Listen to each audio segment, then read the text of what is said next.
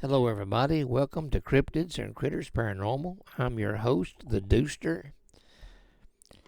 I got a story I want to share with you. When I was doing research on my book, Execution of Murder, 1810 through 1910, I came upon this article that was written up in Goodspeed's History of Robertson County. And like I said, my book, Execution of Murder, and the rest of them are all available on Amazon. If you want to sign a copy, shoot me an email to ghosthunter911@gmail.com. Then once again, that is ghosthunter911@gmail.com, and I'll make sure you get a signed copy delivered to your mailbox. The story I did just a few days ago about the headless woman, if you saw that, this area where this stone bridge was at was just a few yards from the area that Elisha Cheek built his hotel. And this is the story of Elisha Cheek. In 1799, Elisha Cheek, with whom is connected one of the most thrilling incidents in the history of the county, settled on Red River near the Sumner County line. Cheek, although an octoroon, had a white wife and brought several slaves with him when he emigrated from Virginia. He purchased about 400 acres of land, upon which he built a mill and a distillery, and he also kept a hotel there.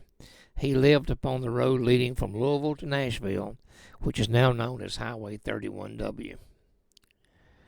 Like I said, he built a hotel, and it was known as Cheek's Stand. Many traders, laden with the proceeds of their sales in the shape of Spanish mill dollars, returned from New Orleans by the overland route. The trip was a perilous one, as the country was infested with highwaymen.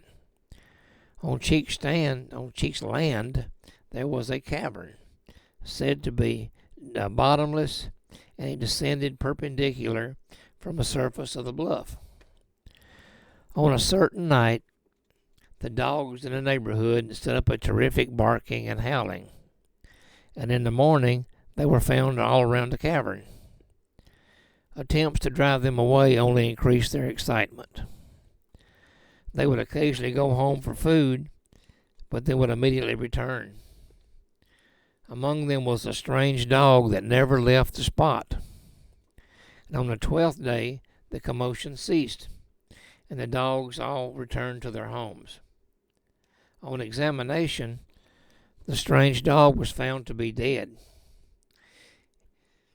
It was believed by many that a trader had been murdered by Cheek, and that his body had been thrown into the cave to conceal the crime, as a man riding a horse with a dog following had been seen near Cheek's place on the night before the disturbance began.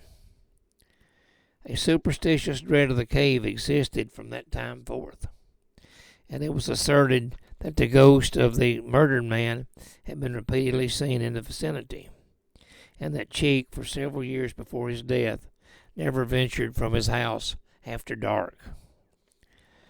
Although Cheek was never indicted or arrested for murder, it was thought by many that he had murdered several people, disposing of their bodies by dropping them into the cavern after robbing them. Several travelers had remarked that they feared for their lives and would travel further down the road for lodging, where they felt safer.